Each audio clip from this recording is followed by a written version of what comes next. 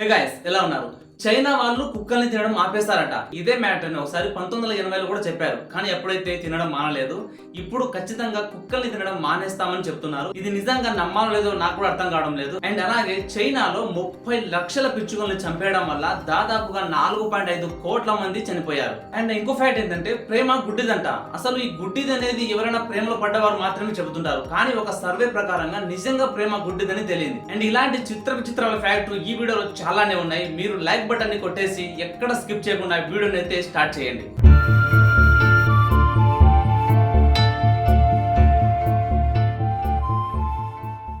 Guys, general గా ప్రేమించుకునే వాళ్ళు ప్రేమ గుడ్డిది, నడ్డిది, అవుటిది అని చెప్తూ ఉంటారు కదా. అయితే ఆస్ట్రేలియాకి సంబంధించిన సైంటిస్టులు ఈ ప్రేమ అనే దాని మీద కొన్ని అధ్యయనాలు జరిపారంట. ఆ అధ్యయనంలో ప్రేమ గుడ్డిదని తెలియదంట.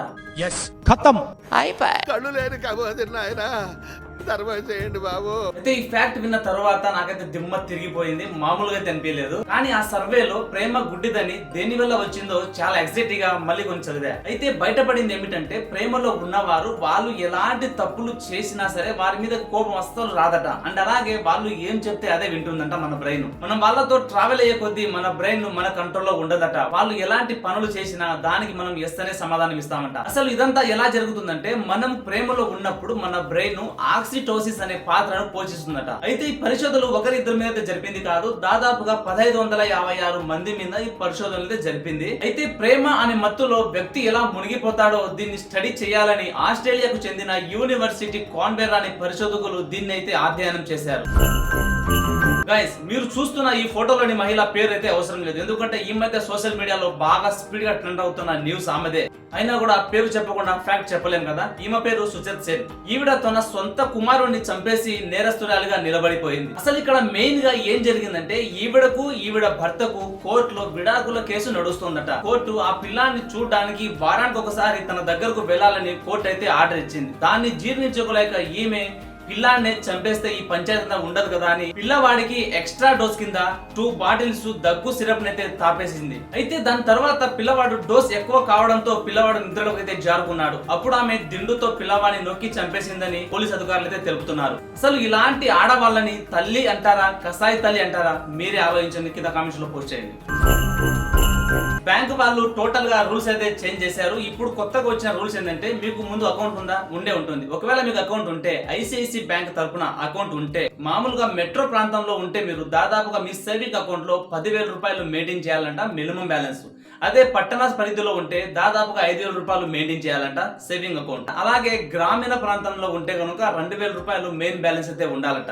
ఇక నెక్స్ట్ వచ్చేసి కెనరా బ్యాంక్ లో మీరు మెట్రో ప్రాంతంలో కనుక ఉంటే దాదాపుగా 1000 నుంచి 2,000 రూపాయలు అయితే అకౌంట్ లో ఉండాలట. అదే కనుక గ్రామీణ ప్రాంతంలో అయితే 500 రూపాయలు చాలట. ఒకవేళ మీరు పట్టణంలో కనుక ఉంటే దానికి 1000 రూపాయలు కూడా ఉండొచ్చట. పంజాబ్ నేషనల్ బ్యాంక్ మాత్రం 5 నుండి 10,000 రూపాయలు మినిమం బ్యాలెన్స్ మెయింటైన్ చేయాలంట. పట్టణ పరిధిలో ఉంటే 5,000, అలాగే గ్రామీణ ప్రాంతంలో ఉంటే 2,000. ఇక స్టేట్ బ్యాంక్, హెచ్డిఎఫ్సి బ్యాంకులు కూడా ఇదే రూల్స్ అయితే ఫాలో అవుతున్నాయి. చైనాలో ఎట్టకేలకు కుక్క మాంసాన్ని తినడం ఎట్టకేలకు ఆపేయాలని నిర్ణయించుకున్నారట. చైనా వాళ్ళు తినని వస్తువు అంటూ ఏది లేదు. వాళ్ళు కుక్కల్ని, పిల్లిని, నక్కని కూడా అన్ని తినేస్తారు. కాకపోతే ఇక నుంచి కుక్కల్ని అస్సలు తినకూడదని ఆ గవర్నమెంట్ అయితే రూల్స్ అయితే పెట్టిందట. వచ్చే 2027 సంవత్సరం నాటికి కుక్కల్ని చంపి తినట్టు ఎక్కడ వార్తలు వినిపించకూడదని గవర్నమెంట్ అయితే రూల్స్ అయితే గట్టిగా పాస్ చేసింది. ఇన్ని రోజులు కుక్కల్ని తిని సడన్ గా మానేయాలంటే దాని మీద బతికే రైతులు కావచ్చు అండ్ అలాగే వ్యాపారస్తులు కావచ్చు, వాళ్ళందరూ ఎటైలు పోవాలి అనేది మీ డౌట్ కదా. కానీ మీ డౌట్ కి ఇక్కడ సమాధానాలు అస్సలు లేవు. ఎందుకంటే జంతువుల్ని ప్రేమించాలట, జంతువుల్ని అస్సలు తినకూడదట. ఎప్పుడు లేని ప్రేమ దక్షిణ కొరియాకి ఇప్పుడే ఊడిపడి వచ్చింది. అయితే ఈ ఆన్సర్ డైరెక్ట్ గా రైతులకు మాత్రమే చెప్పడం లేదు. అదే పనిగా కుక్కలు తింటున్న వారిలో దాదాపుగా ఓన్లీ కుక్కల మాంసం దొరికే రెస్టారెంట్లే చైనాలో 1600కు పైగా రెస్టారెంట్లు ఉన్నాయి. అదే పనిగా చైనాలో 1150 డాగ్ ఫామ్లు కూడా ఉన్నాయి. వాటికి కూడా ఇదే సమాధానం చెబుతామని గవర్నమెంట్ అయితే చెప్పేసింది. అయితే మీలో చాలా మంది ఈ రూల్స్ ఇప్పుడే పెట్టారేమో అనుకుంటారు, కానీ ఇది పొరపాటు. 1980లో కూడా ఇలాంటి స్ట్రిక్ట్ రూల్స్ పెట్టారు. కాకపోతే ఆ రూల్స్ నిలబడలేకపోయింది. తినే వాళ్ళు తింటూ వచ్చారు, అమ్మే వాళ్ళు అమ్ముతూ వచ్చారు. కాకపోతే ఇప్పుడు మాత్రం ఈ రూల్స్ ని బ్రేక్ చేస్తే దాదాపుగా 3 సంవత్సరాల జైలు శిక్ష విధించాల్సి వస్తుందని గవర్నమెంట్ అయితే తేల్చి చెప్పేసింది. చూద్దాం ఇది నిలబడుతుందో లేదా దీన్ని కూడా క్రాస్ చేసుకుని ముందుకు వెళ్ళిపోతారో చూడాలి. ఈ న్యూస్ మీ అందరికీ తెలిసిందే. రీసెంట్ గా చార్మినార్ ఎక్స్ప్రెస్ పట్టాలు తప్పడంతో 3 బోగీలు ఒరిగిపోయాయి. ఆ 3 బోగీలో ఉండే ప్రయాణికులకి స్వల్ప గాయాలయ్యాయి, మరికొందరికి తీవ్ర గాయాలు కూడా అయ్యాయి. అయితే తీవ్రంగా గాయపడ్డ వారికి మాత్రం 2,50,000 అందిస్తున్నారు. స్వల్ప గాయం అయిన వారికి అయితే 50,000 అందిస్తున్నారు. అసలు ఈ పొరపాటు ఎలా జరిగిందంటే ట్రైన్ వెనక్కి రావడం వల్ల పట్టాలు తప్పిందని కొందరు అంటున్నారు. మరికొందరు అయితే ట్రైన్ రివర్స్ రావడం వల్ల సైడ్ వాళ్ళని ఢీ కొట్టి ఈ పట్టాలు తప్పాయని చెప్తున్నారు. గాయ్స్, ఈయన ఎవరో మీకు తెలుసా? 1976లో ఒకే ఒక ట్రక్ కొన్నాడు. అది కూడా అప్పు చేసి మరి కొన్నాడు. ఆ ట్రక్కుతోనే ఆయన కష్టించి శ్రమించి ఈ రోజు దాదాపుగా 5,700 వెహికల్స్ కి అధిపతి అయ్యాడు. అండ్ అలాగే VRL లాజిస్ట్ ఈయనదే. అయితే ఇది ఒక్క రాత్రిలో అయితే జరగలేదు. సినిమా వాళ్ళు రాత్రికి రాత్రి స్టార్లు అయిపోతారు అని మనం వింటుంటాం కదా, అలా మాత్రం అస్సలు కాదు. ఈయన కెరీర్ స్టార్టింగ్ లో చాలా ఇబ్బందులే పడ్డాడట. అయితే ఇలాంటి ఇబ్బందులు పడి లేచి ఈ రోజు ఈయన గ్రోత్ ఏంటో తెలుసా? ఈయన కంపెనీ తెలియని వారు ఎవ్వరు ఉండరు. ఆ రేంజ్ లో ఎదిగి చూపించారు విజయ్ సంకేశ్వర్ గారు. గైస్, మన ఇండియాకి మాల్దీవులకి ఉన్న గొడవలు మీకు తెలిసిందే. అది కూడా ఈ మధ్య రీసెంట్ గా జరిగింది. కాకపోతే ఈ మధ్య కాలంలో టూరిస్టులందరూ మాల్దీవుకి వెళ్లకుండా మన ఇండియాలోనే లక్షద్వీప్కి వెళ్లాలని ప్రధానమంత్రి ఆర్డర్ చేశారు. అదే పనిగా ఎయిర్పోర్ట్ ని కూడా రెడీ చేశారు. ఫస్ట్ ఫ్లైట్ కూడా ల్యాండ్ అయిపోయింది.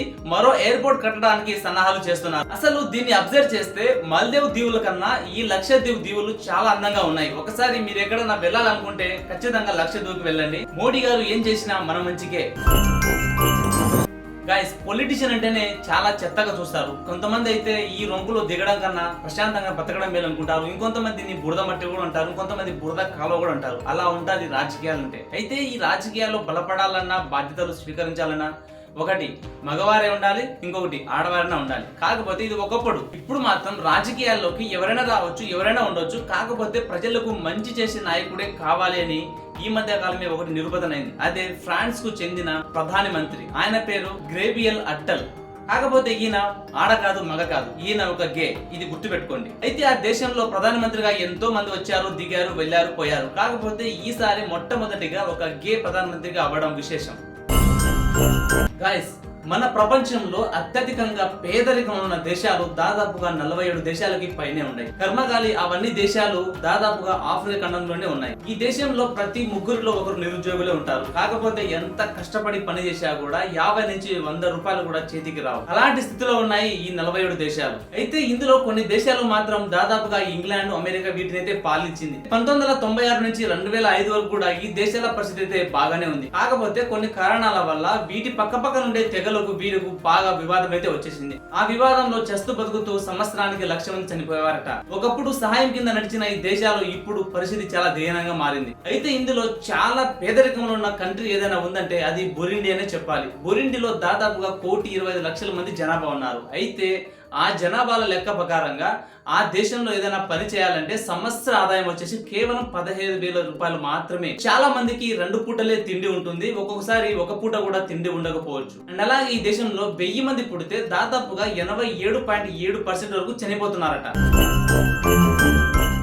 చైనా గవర్నమెంట్ తలతిగ్గా పెట్టిన ఒక రూల్స్ వల్ల 4.5 కోట్ల మంది చనిపోయారు. అది ఎలా జరిగిందంటే, జనరల్ గా పంట పొలాల్లో వ్యవసాయం చేయడానికని 5,000 కుటుంబాలు ఏకమై పంట పొలాలను సాగు చేయాలని గవర్నమెంట్ అయితే ఆర్డర్ వేసింది. కాకపోతే ఈ ఆర్డర్ కి గవర్నమెంట్ చెప్పిన రూల్స్ ప్రకారంగా 1వ సంవత్సరంగా భారీ మొత్తంలో ధాన్యాన్ని అయితే పండించి గవర్నమెంట్ కి అప్పచెప్పారు.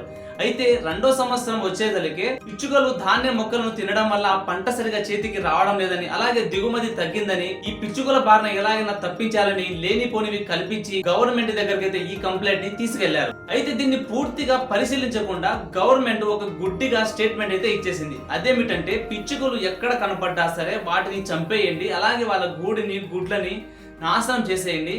పిచ్చుకలు ఎక్కడ కనబడితే అక్కడ వేటాడి మరీ చంపేయండి అని చైనా ప్రజలకు మొత్తం చాటింపు వేసేసింది ఆ గవర్నమెంట్. అయితే 6 నెలలు తిరగకుండానే దాదాపుగా 30 లక్షల పిచ్చుకలను చంపేశారు. ఒక అధ్యయనం ప్రకారంగా బయటపడింది ఏమిటంటే, ఆ పిచ్చుకల కడుపులో ధాన్యం గింజలు తినడం కంటే 3 వంతులు పంట పొలాలను నాశనం చేసే పురుగుల్నే తిన్నాయంట.